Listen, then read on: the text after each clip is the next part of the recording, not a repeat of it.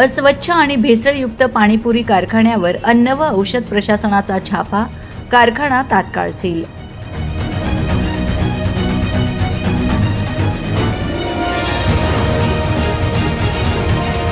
नंदुरबार शहरात बस स्थानक परिसरात विना परवाना सुरू असलेल्या एका पाणीपुरी निर्मिती कारखान्यावर अन्न व औषध प्रशासनाने मोठी कारवाई केली आहे.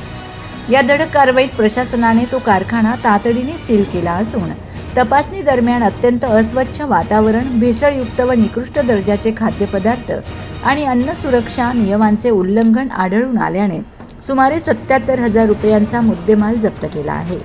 या कारवाईमुळे शहरातील खाद्यपदार्थ उत्पादक आणि विक्रेत्यांमध्ये प्रचंड खळबळ उडाली आहे.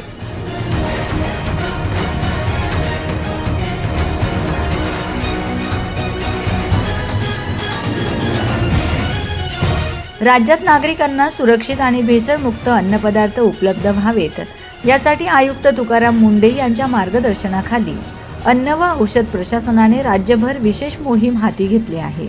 याच मोहिमेअंतर्गत सहाय्यक आयुक्त सपना गोडसे पाटील आणि अन्न सुरक्षा अधिकारी तुषार देवरे यांच्या पथकाने नंदुरबार बस स्थानक परिसरातील पाणीपुरी कारखान्यावर अचानक छापा टाकला.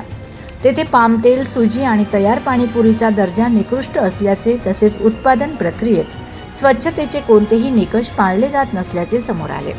हा साठा ग्राहकांच्या आरोग्यासाठी घातक ठरू शकत असल्याने अधिकाऱ्यांनी अन्न सुरक्षा व मानके कायद्यानुसार कायदेशीर कारवाई करत माल जप्त केला. या कारवाईनंतर अन्न प्रशासनाने सर्व पाणीपुरी, फास्ट फूड आणि इतर खाद्यपदार्थ व्यावसायिकांना वैध परवाना, उत्पादन स्थळाची स्वच्छता आणि दर्जेदार कच्च्या मालाचा वापर बंधनकारक असल्याचे स्पष्ट करत कडक इशारा दिला आहे. तसेच नागरिकांनीही अस्वच्छ ठिकाणच्या व संशयास्पद खाद्यपदार्थांबाबत अन्न प्रशासनाकडे त्वरित तक्रार करावी असे आवाहन करण्यात आले असून आरोग्याशी खेळ करणाऱ्यांवर भविष्यातही अशीच कठोर कारवाई सुरू राहील असे प्रशासनाने बजावले आहे.